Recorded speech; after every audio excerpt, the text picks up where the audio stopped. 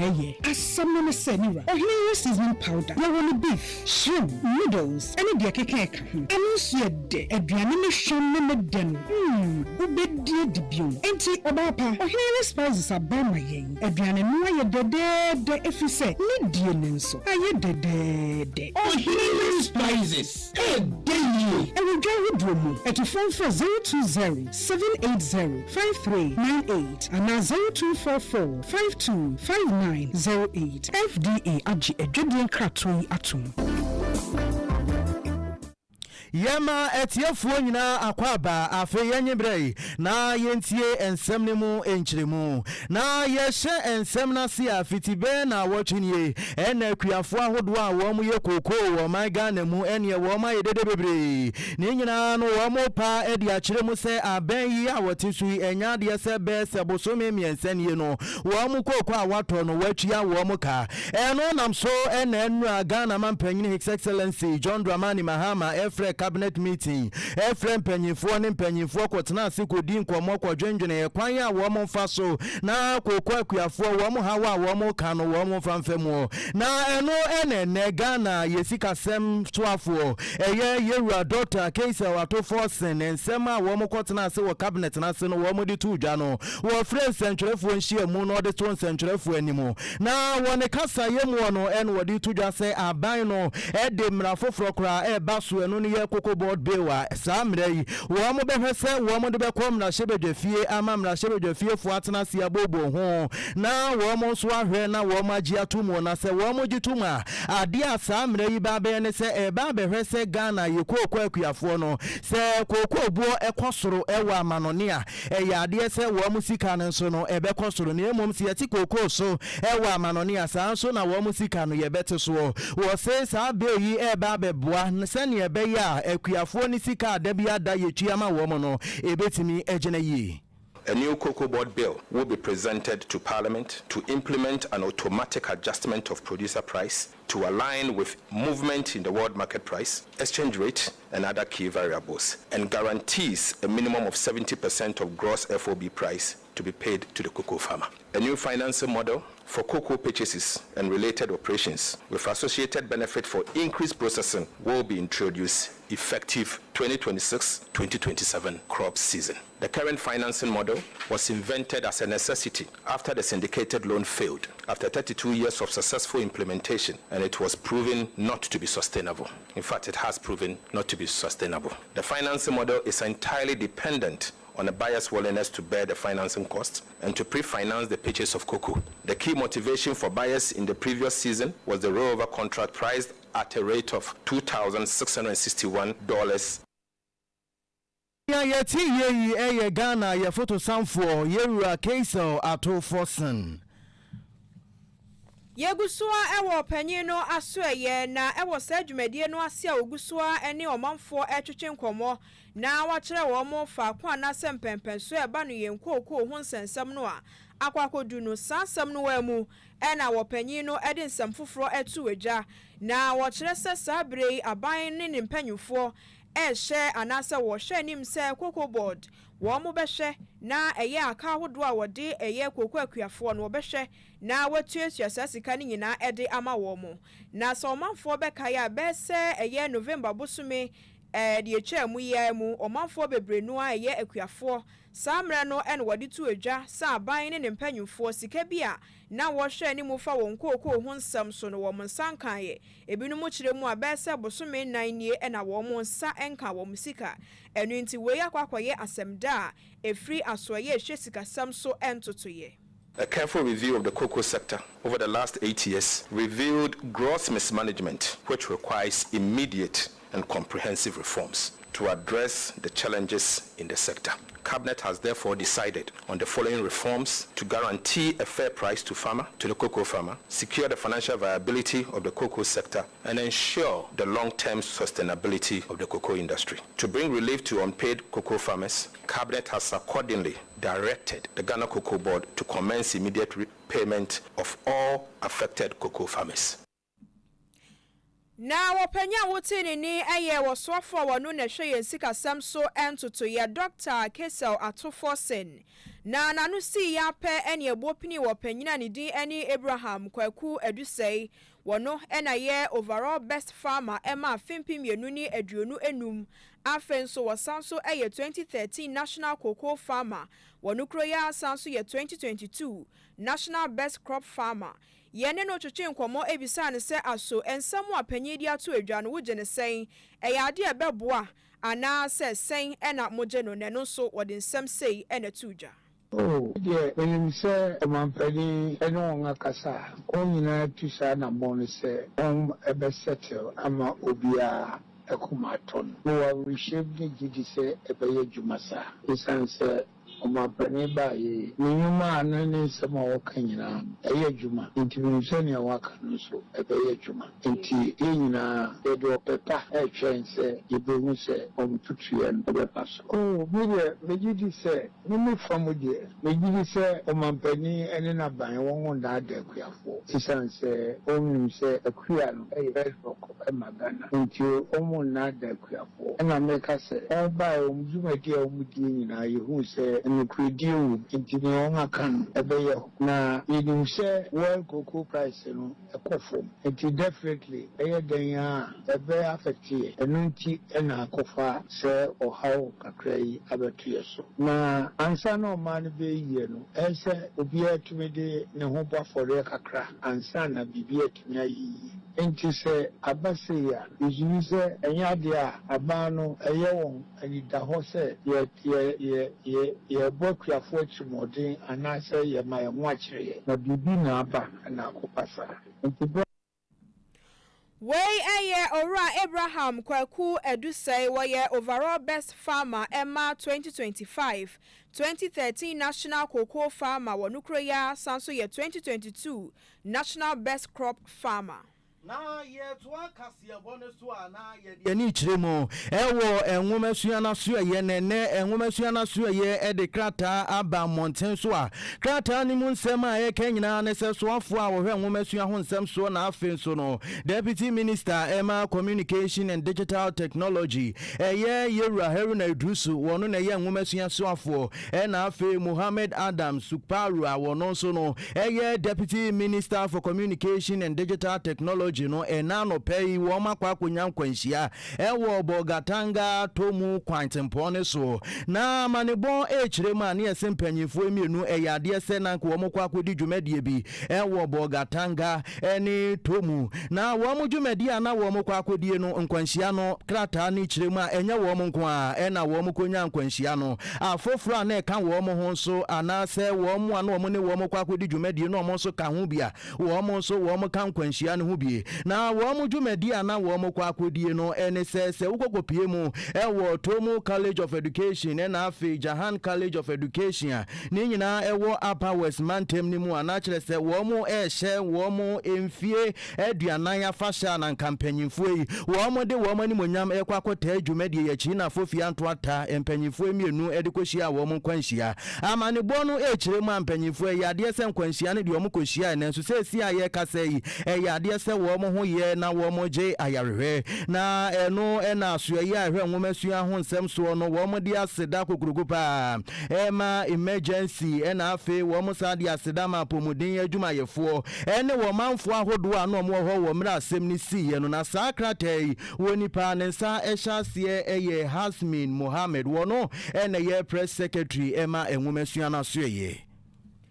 yebefri honom na yatoso ewo eye Emreshebedwani a wono ewo homa omanfa wonum ewo inshiaye so Dr. Stephen Amua wode nsembia to Emreshebedwa mpanyufo anim na wosre wo musenke beya wo mo enhwe na sukuu pon ahodo mu ntoaso sukuu enempo eye emofra sukuu JHS nyina wobetumi ahwe na adesua wo mo esua wo ho no wobetumi edi adwumasua enso aka ho na seni omanfo binom adwen aye omse eba no adwumasua na kyese sebe wanko sukuu wudi kyese nwoma no wunim bi enu nti na wusua adwuma wojere se yenhwe se yebetumi etusa anyoma ni nyina egu nemom yede behye adesua mu na ne nkyiremu no enyina ne se eba no manga na mu ha wo hye mu hanom sa rich kontomire ne de wo bekọ na watumi etwa na chese wo nso oba beye eye graduate na nso se beye anipa no bewie ne mpo benya adwuma aye no eno so yasem foforo enu nti na sabre ya wo mususu no ye betumi ede adwumasua ahye eye adesua wo mu esua no na ekokoba ne se wo mu wie ne mpo wo enya office adwuma anya hwe wo nsa no adwuma wankasa wo betumi aye na chese wo nso anya bibi edi. Creating jobs, boosting Ghana's economy, and diminishing government's burden, entrepreneurship, if well integrated, will go a long way to answer most of our economic questions as a sovereignty. Additionally, it will play an illustrative role in Ghana's import-driven agenda and realization. Mr. Speaker, the most needed solution emphasized in this statement is the advocacy for the inclusion of entrepreneurship as a course in the junior high school academic curriculum and as elective in the senior high school academic curriculum. I am accordingly proposing that the relevant stakeholder bodies, particularly Education Ministry, take the needed step to expedite action on the inclusion. This will increase the entrepreneurship appetite of our youth to start and develop their own businesses. Onipa wotini ni eye emreshibedwani ma adihia wonum ewo nhyiaye so Dr. Stephen Amwa. Na ye toa kase bone so ana ye boawramu ewo na no emofra gudi a ekoso ewo yesu kuntuaso ma ye frene se superzonal sport no me ya na ye twa ye frene nteko mirikatuo ho no na wokopopie mu ewo apueye mantemu a eno na so ye hwe nwomasua so sei wo mu dwumadi a wo mu di ye na se no eyade se niema bi koso asa niema no enya de se etwa ye kura na wo krata so ye hwe nwomasua so ede betu dwa no mo se niema esisi ye no enya de se wo manije ho na manebo kire ma ye se wo dwumadie na se no msuani ba kwa wo no wo kosuku wo Koforidua Senior High Technical School no wo no se ye wo ne sekan ma brantie no wa nya ya rehwa se ya hwe no na afi ya discharge no sa so na wo ba kwa wo no so wo kosuku wo Osino Senior High School no wo no so ya de se mema bi che no na ne empema gudie wo mo ne nu ye bia na eno na so ye hwe nwomasua no se saade ne de enya de se etwa ye na enya de se wo mo beji atomo sa nsem yi woni pa wodi tu dwa eye Deputy Educational Minister Yewra Dr. Clement Abbas Apak eno de sa nsem yi etudwa. The current approach, as far as the ministry and government are concerned, in our aversion to acts of lawlessness and misconduct. Then came this other very worrying development, where reports again came in from the eastern region indicating that during the Superzonal Sports Festival, a young girl was a victim of rape and another student was a victim of stabbing. I was the one directed by the minister to take it up, and through the Ghana Education Service, I can inform the good people of Ghana that 2 culprits have since been arrested as being part of the perpetrators of the heinous act of rape, and they are assisting the police in investigation. The young lady herself is receiving counseling, and we are doing our best to ensure that she's properly rehabilitated. Investigations are also ongoing with regards to the case of stabbing. Na wowie ya wa manaso ha na wode to awofuo enyina enim se eya wo mo hwesom be ma wo mo ma no ntete pa wo mo de wo mo ma no be fa ntete ye mesan se ano se wo akoda akona akodi boni a enya de se emra ne chewa edo ho be chewo. But let me be clear to both students and particularly to parents. Students should be informed and they should know that we will not tolerate any acts of lawlessness and misconduct. And parents have a duty to ensure that their wards conduct themselves properly within the context of being in an academic environment. If they do not caution their wards and look the other way, or they don't pay attention to the conduct of their wards in school, and their wards engage in acts of lawlessness or misconduct, they should expect the most severe sanctions. Enya yeti ye swafo abedi akire ewo nwoma so na hia ye Yewra Dr. Clement Apak. Ye be free honom na ya toso wonsam foforo emu na we ya himfia eno ewo fa kwa ye frɛ no abene ewo Kwawu East empotam ho ewo epoye mantamu no kire mu a emprempren de eye Ghana Police Service wo mo atumu a kyese wasi ho kwan se ensemtrofo ene mpo obi bia a wopese oba ho bia yesi ho kwan obi ani ho kwan se wobetumi aba eye ahemfie honomo na enam so ama nanom atena konye wo ho ena afi omanfo a wonom wo ho echiremu a eha adwene yie pa na wo chiremu se eba no se ahemfie anke ema ho kwan na wo mo epese wo ba na nanom ena se empo wo mo epese woni ne bedi nkomo nyina wotumi babi na so sabre yi a yedi aban ka wa egugu epono no ano no na kyese enu so kwakoye asem foforo enam so ema nanom atena konye wo honom afa wo hene anidin ene kwaku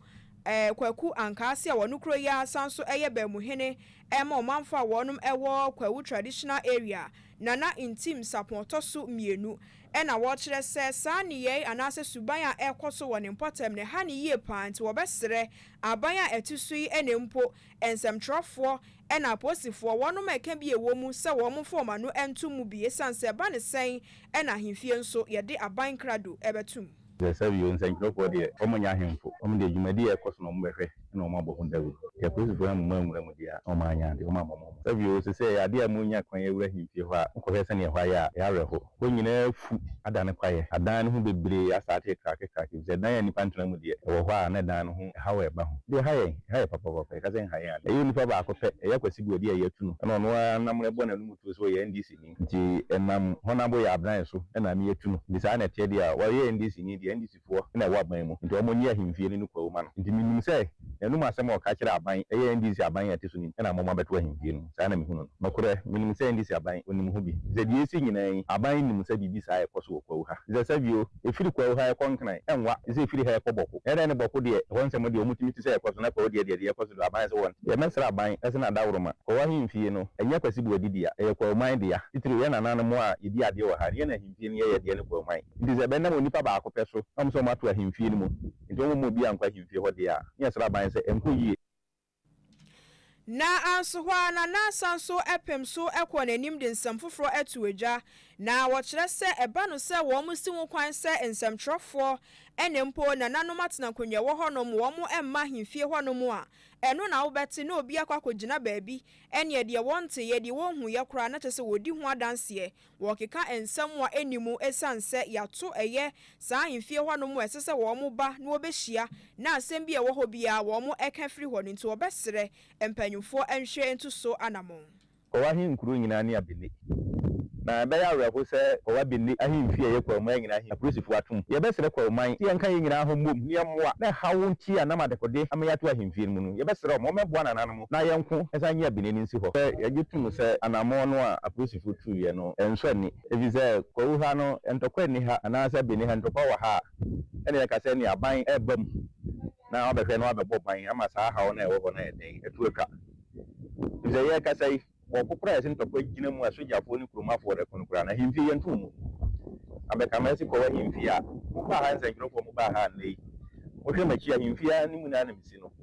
bibia nkire se basabasa ye wa ha nti nipa bi bu apayo na ma hyeda so mbeso mu kuku aman ni mas enye na nanom na epesa ha no ye kwa ahemfunu bi e wo abonten na aka mutie kuro ho zabasi buadi eye hene no o national house wo regional house wo ha wo ye fani wo ho vice wo ho so mu nyina ka ho bi ene sa ha wo ya ba ko wa himfie ha no aba